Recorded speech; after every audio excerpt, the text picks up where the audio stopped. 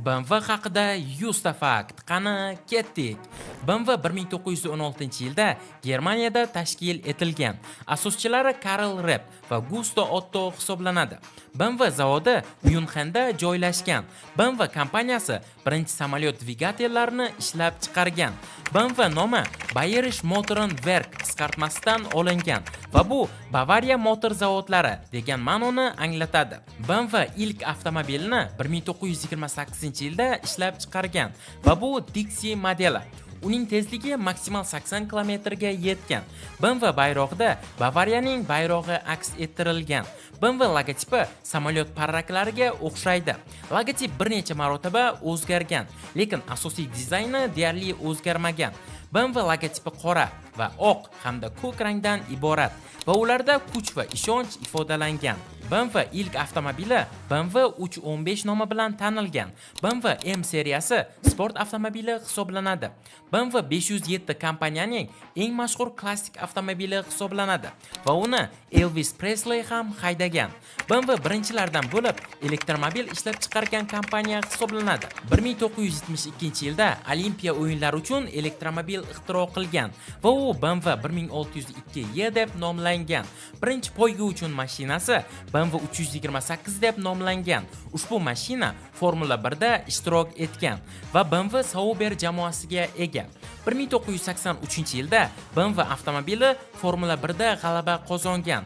Poygalarda g'alaba qozonish maqsadida M modelini yaratgan. Gesture Control, ya'ni qo'l harakatlari orqali boshqarish texnologiyasini BMW ishlab chiqargan. BMWning 7-seriyasi dunyodagi birinchi masofadan boshqariladigan avtomobil hisoblanadi.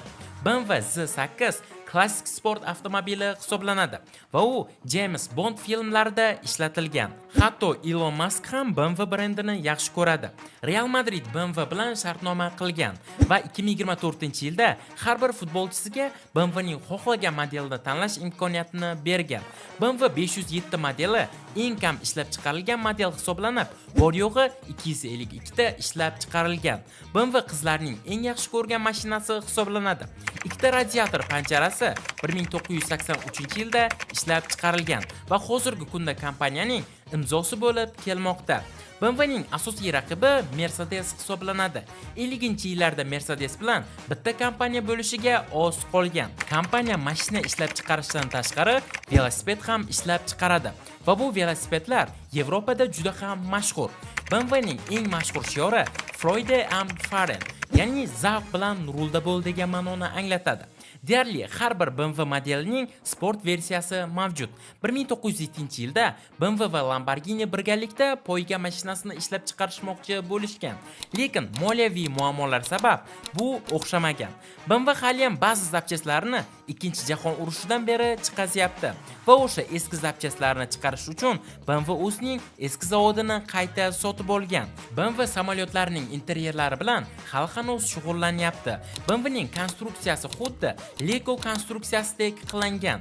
Germaniyaning Birinchi jahon urushidagi mag'lubiyatidan so'ng kompaniya vaqtinchalik to'xtatilgan va bundan so'ng BMW o'zining birinchi mototsiklini yaratgan. Bu mototsikl 1932-yilda yaratilgan. BMW jahon urushi uchun raketali samolyotlar ham tayyorlagan. 1948-yilda esa Sovet armiyasi BMWning barcha zavodlarini yo'q qilgan. 1951-yilda esa BMW o'zining birinchi urushdan keyingi mashinasini chiqargan. 1998-yilda BMW Rolls-Royce'ni sotib olgan va buning narxi 340 million funt etib baholangan. Hozirgi vaqtda kompaniya ishchilari 125 ming kishini tashkil etyapti. Ishchilar bir yilda 60 mingdan 80 ming yevrogacha maosh olishadi. O'tgan yili kompaniya 155 milliard yevro daromad ko'rgan va 2 million dona avtomobil sotishga erishgan. Hozirgi kunda BMWning 31 ta zavodi mavjud va 15 ta mamlakatda u joylashgan. Bularning 8 tasi Germaniyaga to'g'ri keladi. Kompaniyaning 45% Kvant oilasiga tegishli. Hozirgi kundagi kompaniyaning boshlig'i Oliver Sipse hisoblanadi. Bosh dizayner esa Josef Kaban. Kompaniyaning binosi 4 silindrli dvigatelga o'xshaydi. BMW drift qilish bo'yicha jahon rekordini o'rnatgan. BMW 3 seriyasi sotilish bo'yicha rekord o'rnatgan bo'lib, Bu seriya 1975-yildan hozirgacha 15 million marta sotilgan. BMWning maksimal tezligi 372 km hisoblanadi va bu model BMW M5. Birinchi bo'lib BMW ma'lumotlarini oldi oynaga chiqarishni o'ylab topgan. BMW Olimpiya o'yinlari va Formula 1ning rasmiy hamkori hisoblanadi. Google Lunar X-Prize nomli kosmik dasturning asoschisi ham BMW hisoblanadi. O'zining eski mashinalaridan u muzey qilib qo'ygan va uni BMW Art Cars deb nomlagan.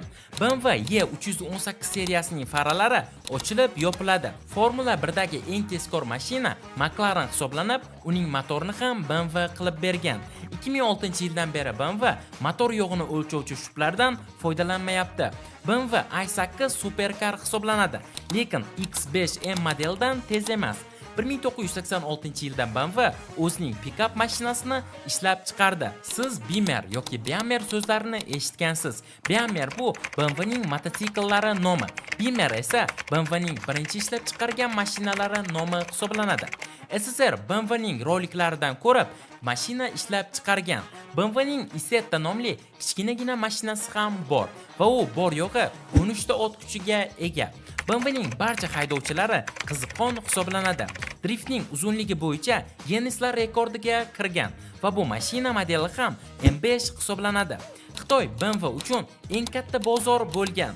Eng qimmat model 507 hisoblanadi va u 4,9 million dollarga sotilgan. Do'stlar, bugungi videomiz shulardan iborat edi. Agarda videomiz sizlarga ma'qul kelgan bo'lsa, videoga like bosing va kanalimizga obuna bo'lib, kommentariyada keyingi 100 ta fakt kim haqida chiqishini yozib qoldiring. Keyingi videolarda ko'rishguncha, xayr, sog' salomat bo'ling.